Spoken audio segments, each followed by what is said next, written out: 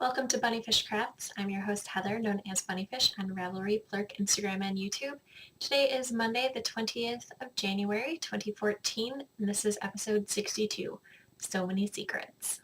Grab some sticks and string and come sit with me. Today is Martin Luther King Jr. Day in the US, so unexpectedly, Steve is home for the day. He actually left to go to work and then got sent home because his company is observing the holiday. I'm not sure if they did last year or not, but so he's home. That's cool.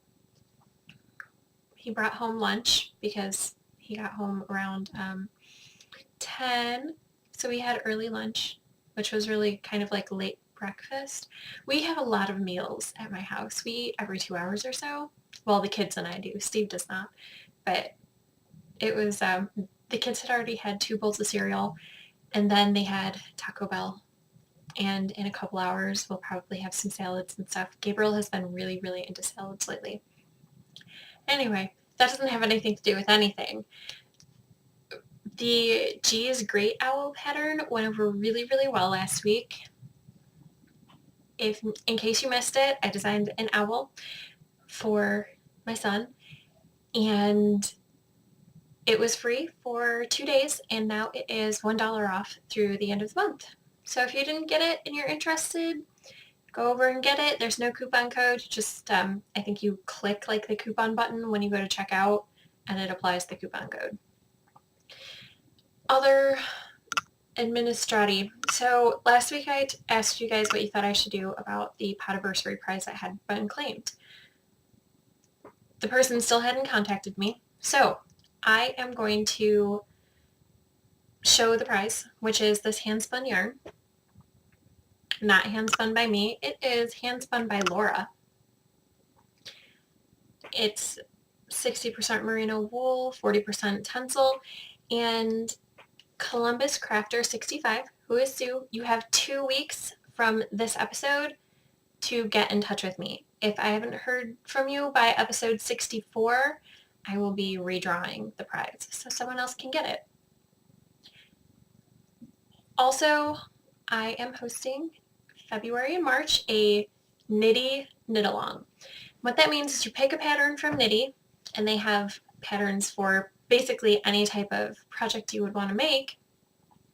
Pick a pattern, make the project, post it in the finished objects thread. You can post as many projects as you finish. You can pick up a languishing work in progress. As long as you do 50% of the project, it will count. I am planning on doing Stitch Surfer socks. If you watch Knittables, Diane has been doing them like crazy. Last year when I did the graphic infection shawl, I have 2 balls of yarn left over, and I was like, oh, those would make really cool Stitch Surfers. So since last March, April, I've been planning to do Stitch Surfers. The time has come. That yarn needs to be out of my stash. I can't just keep looking at it. So yes, do that. I can't remember if I said anything about prizes last week, so if I did, I know that I said what the prizes were going to be. Prize. A pattern up to $7, or I will knit you something from my stash that uses 1 lot of sock weight yarn, so 100 grams. Shawl, hat, gloves, arm warmers, whatever. For every 50 entries, so like the first 50, that will be a prize lot, and then if we get up to 100, then I'll do another prize lot, which would be crazy if you guys got to 100. So that, yeah, that's how that'll work. So 1 prize for sure, maybe 2. Finished object. I have 1. The brown lace that I was spinning, alpaca wool silk. Finished it. It's a 2-ply. It's definitely a lace. And I have 2 bats. Well, I had 2 bats that my friend Lorraine made for me on her drum carder. because I wanted to make a project using some lace that I had already spun, and I knew I didn't have enough. I had 180 yards maybe. Maybe not that many, maybe like 130. I can't remember. So I mentioned it to her. She has a huge stash, so she was like, well, I'll make you some bats that you can spin. And I was like, perfect. So this is the brown lace. And did I tell you the yardage? This is 196 yards from 36 grams. And I am using it already in a work in progress. Last week I showed you the Walnut Grove that I started, and I am done with the lace portion. I opted not to do the full lace panel because I ran out of the green and pink. That's one yarn, and then the white also. I have this much left of the white, so I don't know. I'm really bad with judging distances. Obviously not enough to do another row. And I ran out of the pink and green and had to use the brown in the lace, which I think is fine. I think that's a nice little transition point, but I'm opting not to do another lace repeat because it would be only brown, and I don't think that will look as nice. So let me just show you one more time. This is how the lace looks with the stripies, and obviously it's lace, so it'll look much nicer once I block it. They're hand spun yarns. I went with this pattern because it's worked bottom up, and I knew that I wanted to highlight the smaller quantities. I think one was 70 and one was 60 approximately for the hand spun, and then this green was just a few, maybe 10 yards, and I wanted to use that for the cast on edge. So I did, and I think that it looks gorgeous. It will look even better when it's done next week for the podcast, maybe. I'm hoping. This next part should be really quick because there's no pattern to memorize for it. You just go. So that's the Walnut Grove. Oh, and I'm working it on a US 3.25 millimeter needles. It calls for fingering. I went down to lace, so I adjusted the needle size accordingly. I'm still spinning. I'm spinning the other bat, but I just started that. So hopefully I won't be able to spin the rest of the bat by the end of the month, but hopefully either this will take me through the end of the shawl, or I will be able to spin enough to finish the shawl by the end of the month, because I want to put it into the Homespun podcast knit along. And I was really kind of sad. I don't know if you guys watch it, but they have to split up because Molly got a job, which is great. She wasn't working because she had a small child, but she has a job now, so they're not going to be able to record together. But they're still going to go on with the podcast. So anyway, go check them out if you haven't. Last week, I don't think I was done with the dragon head. This is Dragon Dirk by Lydia Tressett, which is Lally Lala. That's the shop or whatever, or the project, the series of dolls. I don't know, but that's what it is. So here's the head. It's not stuffed, so the side is just kind of pushed in. It's not stuffed yet. Doesn't look like much. And this is the beginning of the hood. The idea is that it's dolls dressed up as things. So much prettiness. And this is the inside. This is 716 knit, 716 sock. It's a custom colorway because I'm making this dragon for Jenna of 716 knit. She doesn't crochet and she wanted the dragon, and I was like, I'll make it for you. So she sent me this yarn, and it is a custom colorway based off of Everyone Wants Petrified Hamsters and They're Never Happy with Them. Something like that. I call it hamsters because that's a lot of words. So It's very close to hamsters, but not quite. There's the hood. This is worked on a USB 1, which is a 2.25 millimeter hook. So it's going very slowly. I'm working on this in conjunction with Lisa of the Knit Two Together podcast. She's knitting one as well. Hers is also out of 716 knit yarn, but she's doing the poster child for Yuck, I think, which is a pink colorway.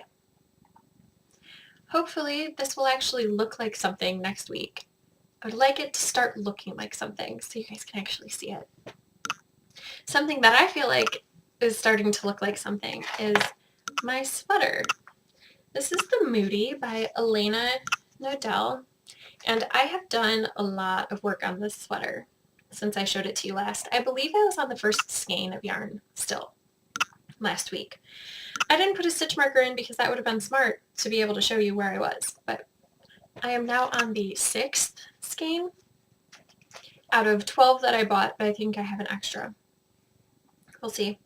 So, I have the arms on spare needles, and I did the neck even though it says to do that last because I wanted to take this to knitting yesterday, and last week when I took this to knitting I ended up having to tink back several times while I was there because I would get caught up in the talking and I wouldn't realize that I was supposed to be doing an increase or whatever I was supposed to be doing. I wasn't paying enough attention.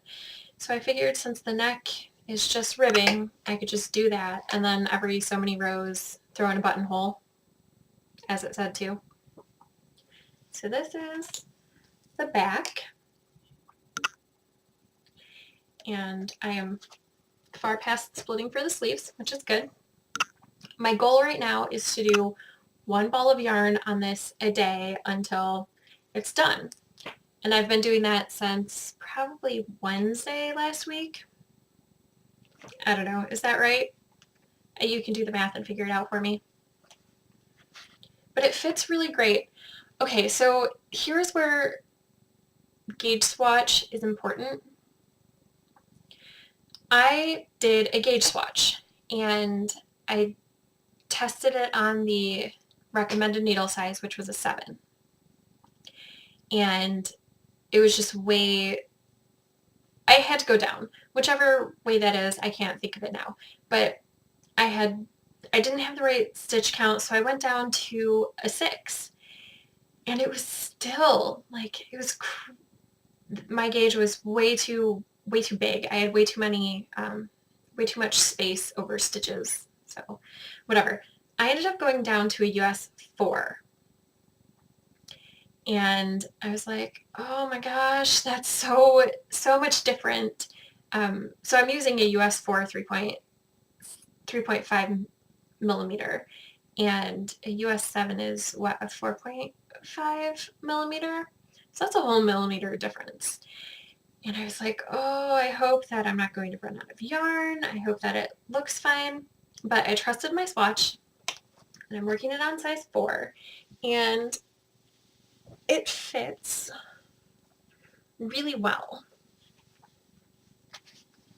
So this is how the button band will go. And then obviously the sleeves will look better once they're actual sleeves, but it fits really well. So I'm really glad that I did the gauge swatch instead of just going with the needle size. Hopefully once it's all blocked or whatever, it'll still be great and I'll still be in love with it. I'm going to stand up a little bit so you can see what I'm trying to show you. So, yeah, it fits well. And that's why people say to do gauge swatches. I do too. Don't mind me fixing some dropped stitches. Stitches are all picked up, so we're good. It was like 5 off of one needle and 10 off of the other. I'm using Wool of the Andes Tweed in Sequoia Heather. It's a really pretty green color, and it's been really, really sunny here, so that has helped with working on this green. And when it's not sunny, it's been snowing, so my brain is like, let's make a sweater. So that's why I got so much accomplished. That probably won't be finished by next week, but it should be so close. So close. I worked also on, I think I only put one layer onto my spindle, but I wanted to show you coming up is this really, really pretty gray color. This is Boa Angora, which is 100% nylon, and it's called Pink Ladies. It is from Spartacus Dyes, which I don't know if you can see. And I'm sorry, I don't remember who said 2 weeks ago, I think it was 2 weeks ago, someone commented in the thread that they heard a clicking sound sometimes in the show. And I think that clicking sound is when my camera changes focus. I'm not sure, but last week when I was editing, I noticed it, and it was when I thought it was when my camera was changing focus. So I don't know, maybe I will need to invest in a new camera. I'm really sorry that it's happening. This is a Stitch by Jess Lou bag. It's the Starry Night TARDIS bag. There's my little TARDIS. Something that got a lot of love this week is my sock yarn blanket. So this is the square that I had on the needles last week when I was showing you. And I finished it. Some of these are 716 yarns and some of them are not. This is Nooch Fiber in Central Park Fingering. It was a mini skein that came with my Christmas present. This is 716 knit. These are 716 knit. It's 2 leftover scrap bits that I put together. This is not 716 knit. It is the yarn that I used to make the Wrigley socks. I think it's Knit Picks Simple Stripes, but I might be mistaken on that.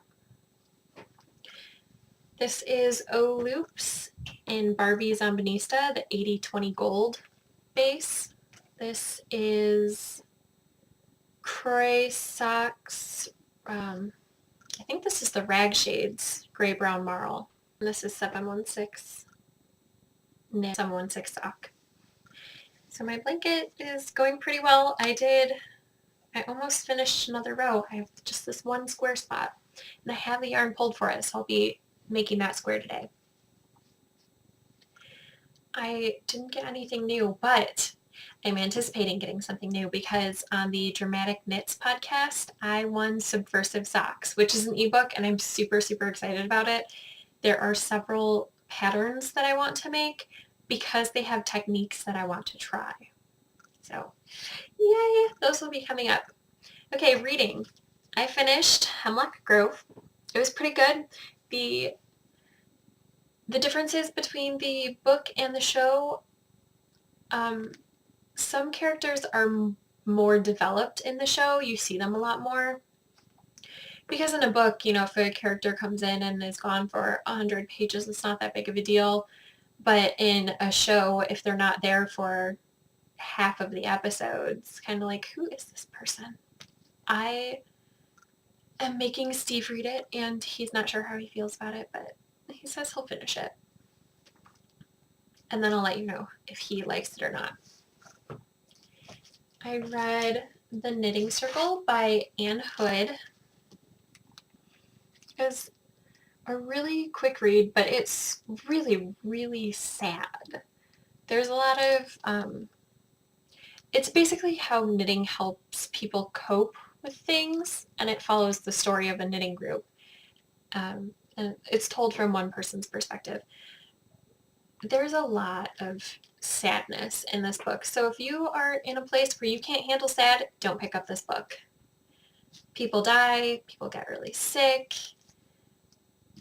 I actually read this immediately when I found it because my sister left it when she visited because I wanted to read it. And I remember, I believe it was Denise of the Knitting Done podcast was talking about it on her podcast. And I looked to see if either of the 2 libraries near me had it, and they did not. And then my sister showed up with it, and I was like, I feel like I wanted to read that. So she left it, and I'm going to ship it back to her because that's cheaper than buying it new. And it's not something that I would put in my library, but it's something that I enjoyed reading. So again, The Knitting Circle by Anne Hood. It's pretty good. Very sad. I started reading The Diviners by Libba Bray. It's a young adult book. Libba Bray also wrote the Gemma Doyle books, which starts out with A Great and Terrible Beauty. I read that trilogy.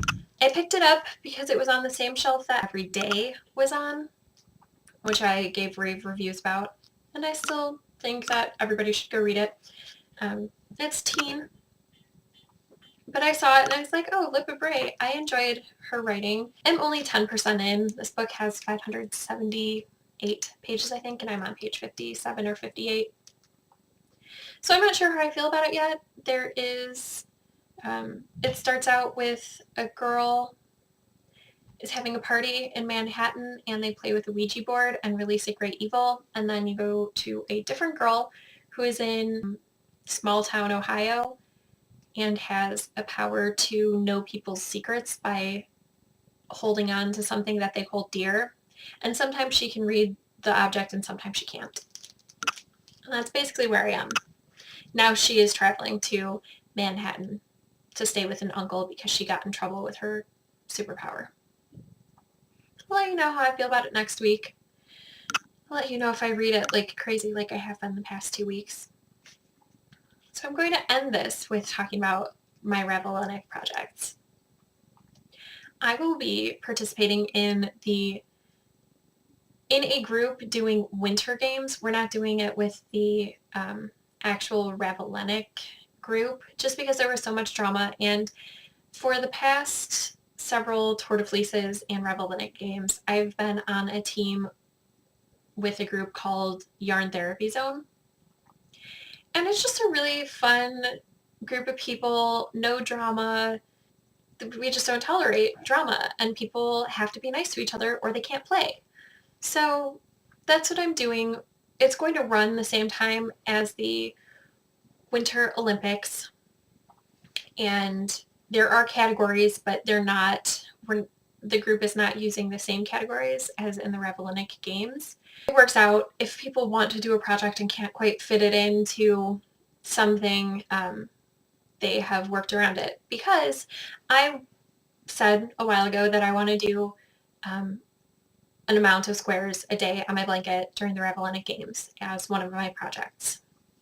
So that's what I'm going to do. My sock yarn blanket, I'm going to do 3 squares a day, or maybe not 3 squares a day, but what would average out to be 3 squares a day, because sometimes I don't want to work on my sock yarn blanket. But anyway, that's going to be my goal. It's going to be so many squares, which will boil down to 3 squares a day.